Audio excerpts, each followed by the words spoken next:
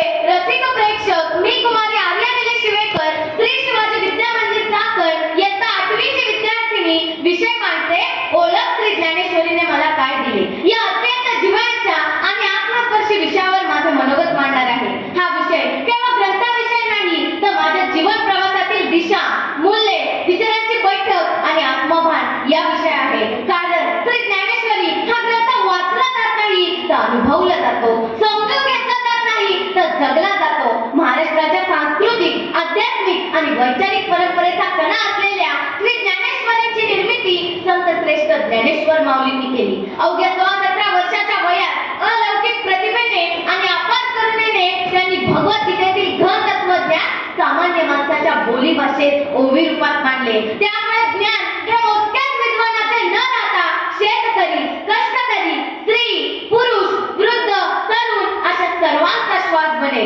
या ग्रंथाशी माझी ओळख झाली. त्या ओळखीने मला काय दिले हे सांगणे म्हणजे माझ्या आयुष्यातील बदलांचा आलेख मांडण्यासारखे आहे. ज्ञानेश्वरींनी मला सर्वप्रथम दिले ते स्वतःकडे पाहण्याचे भान.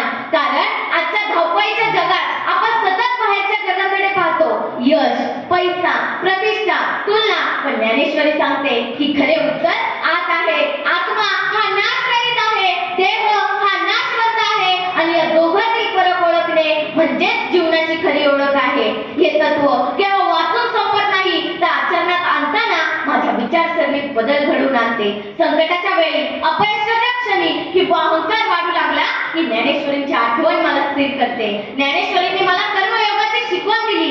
कर्म करीत जावे, फळांची आसक्ती सोडावी. हा विचार ऐकायला सोपा पण जगायला कठीण आहे. तरी या तत्वाने मला माझ्या अभ्यासात, कामात आणि नातेसंबंधात प्रामाणिक राहायला शिकवले. परिणाम आपल्या हातात नसतात, पण प्रयत्न मात्र आपल्या हातात असतात. हे समजल्यावर मनातील ताण कमी होतो. अपेक्षा भंगवण्या क्षणी खचून न जाता पुढील पाऊल टाकण्याचे बळ ज्ञानेश्वरी देते. ज्ञानेश्वरीने मला समत्वभाव शिकवला. सुख, दुःख, लाभ, हानी, मान, अपमान या विचारात अडकून न पडता समतोल राखणे किती महत्त्वाचे आहे हे माऊलींनी अत्यंत सुंदर शब्दात सांगितले आहे. आज सोशल मीडियाच्या युगात सतत तुलना आणि स्पर्धेमुळे अस्वस्थता वाटते. त्यावेळी ज्ञानेश्वरींचा समत्व योग मला मानसिक शांतता देतो. यश आले तरी उन्मत्त न होणे आणि अपयश आले तरी खचून न जाणे हीच खरी परिपक्वता आहे हे मला ओळखले. ज्ञानेश्वरींनी मला भक्तीची व्यापक संकल्पना दिली. भक्ती म्हणजे केवळ पूजा, अर्चा किंवा कर्मकांड नाही, तर प्रत्येक कृतीत ईश्वर भाव ठेवणे, आपले काम प्रामाणिकपणे निस्वार्थ भावनेने करणे हीच खरी भक्ती आहे. या विचारामुळे माझ्या दैनंदिन जीवनात पवित्रता वाढली.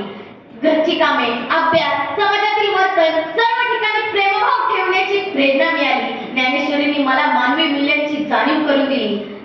करुणा, दया, अहिंसा, सत्य, नम्रता ही मूल्ये केवळ शब्दरूपात न राहता जीवनात उतरवण्याची शिकवण माऊली देतात. समाजात वावरताना प्रत्येक व्यक्तीकडे माणूस म्हणून पाहणे, तिच्या दुःखात सहभागी होणे आणि शक्य तितकी मदत करणे हाच खरा मानव धर्म आहे. या विचारामुळे माझ्या दृष्टिकोनात माणुसकी वाढली. ज्ञानेश्वरीने मला मराठी भाषेचे सौंदर्य दिले. ओवी रचनेतील सहजता, प्रतिमा, उपमा आणि अलंकार यामुळे भाषा जिवंत होते. ज्ञानेश्वरी वाचताना मला मराठी भाषेचा अभिमान वाटतो. ही भाषा केवळ संवादाचे साधन नव्हे, तर विचार, भावना आणि संस्कृती वाहून येणारी नदी आहे. त्यामुळे माझ्या भाषिक जाणीवाही समृद्ध झाल्या. ज्ञानेश्वरींनी मला स्वकर्तृत्वावर विश्वास दिला.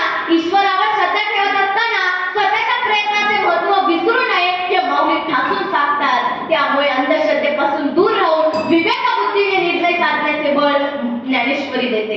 ज्ञानेश्वरीने मला गुरु शिष्य परंपरेचे महत्त्व पटवून दिले. योग्य मार्गदर्शनाशिवाय ज्ञान अपूर्ण राहते. गुरुवर श्रद्धा ठेवून नम्रतेने शिकण्याची वृत्ती विकसित झाली. माझ्या आयुष्यातील शिक्षक, पालक आणि मार्गदर्शक यांच्याविषयी कृतज्ञता वाढली.